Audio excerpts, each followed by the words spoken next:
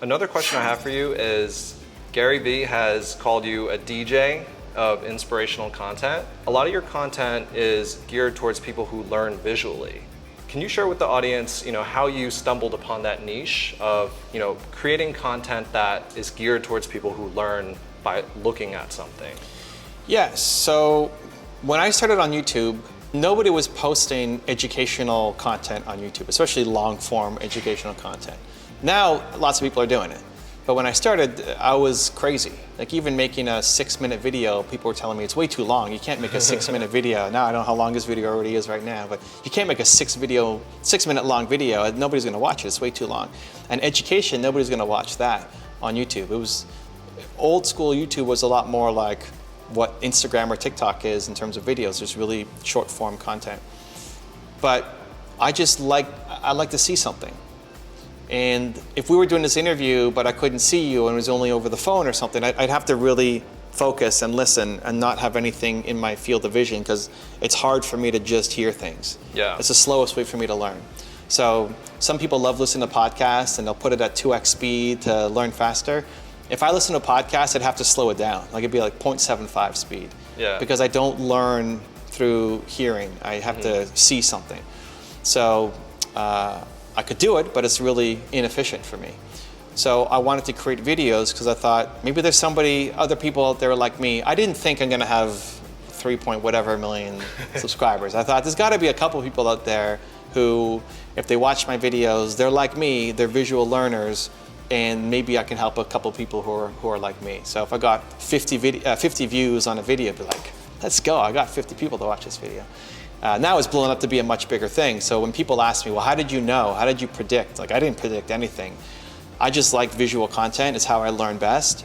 And at the time, YouTube was the only place for visual content and still is now the best place for long form visual content, at least in North America. So you could teach me a couple things on the Asian market, I'm sure. Maybe that's where we branch out into next. But for now, YouTube is the best place. So that's where I'm creating content. You are a big proponent of helping thought leaders find their voice, whether it be through social media or making videos or making content that resonates with people. What advice do you have for creators who want to build a community or who want to connect with their audience? So I think your purpose comes from your pain. I think whatever you struggled the most with is what you want to help other people through. So when you're making content, and I'm in the education thought leadership space, so I'm not making comedy videos or slime videos or something, right? Those are all great, or League of Legends tutorials. I'm not very good, so I'm not making those kinds of videos. But in education thought leadership, think about who you want to help. Well, you want to help the younger version of you. Mm-hmm. So I'm really still making content for 19-year-old Evan who's struggling to believe in himself to take a chance and start his company. And there are millions of people right now who currently are younger version of Evan. Because if you can do something that then helps somebody who is like you see a younger version of you and them, and they come to you and say, hey man, what you did changed my life, like that's the best feeling ever. Yeah. A lot of people are just trying to chase trends and are just trying to make money and end up burning out because they don't like the thing they're making. They're doing it just trying to make money. And I love making money, and you should make money. It's important to make money. It just can't be number one. Mm-hmm. So some people have making money number one, and they usually don't make a ton of money because they don't have the passion for the thing. But other people have money way down on the list, and then they never make money either because they're just giving everything away. It's always free, and then they have to have some kind of job to support, their career. So if you're an entrepreneur, you have to learn to make money, and if you're a content creator, you have to learn to make money. But you said I made over 10,000 videos, and it's been however many years since I started. Why do I keep going? Well, because I like it. Yeah. It's fun. Like, why am I talking to you here? Because it's fun. It doesn't feel like work. Mm-hmm. Time flies. And hopefully somebody watching this video, it's a spark for them. It makes a change in their life. They go and bet on themselves to go create, whether it's content or their own business or whatever the move is that they need to make in their life. And so I think ultimately we're making content for the younger version of ourselves out there. Mm-hmm. And there are millions of people right now who are struggling with the same thing that you used to struggle with. Passion comes first, and coming from a point of helping others. Passion comes first, and figure out how to make money. Money's important. Both, yeah. I mean, again, if you're only chasing money, you're competing against people who love it. Like, you're never going to win against somebody who loves a thing, because they'll just spend more time learning it and failing and getting up and doing it again. Because if it's just a strategy for you, but they love it, you're never going to win, especially long term. Yeah.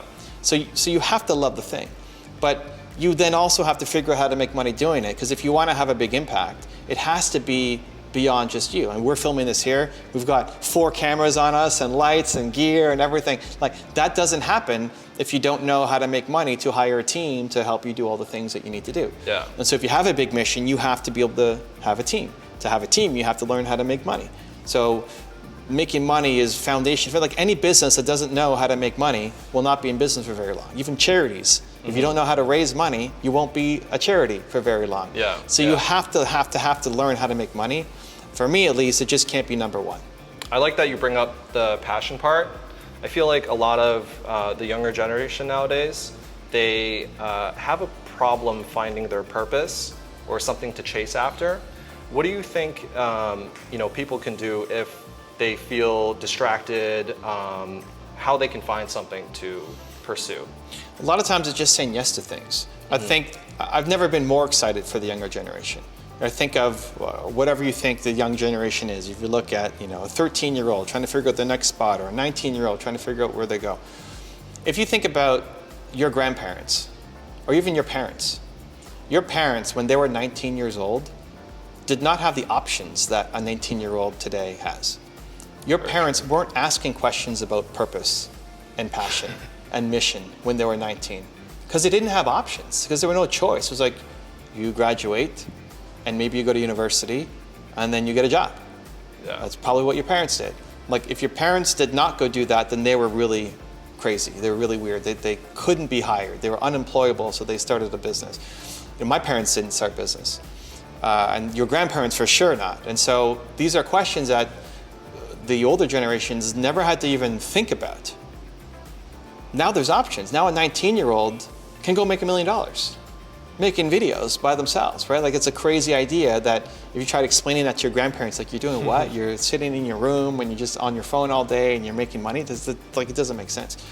And so I think we're going to get some amazing ideas out of this coming generation, because they have all these amazing options.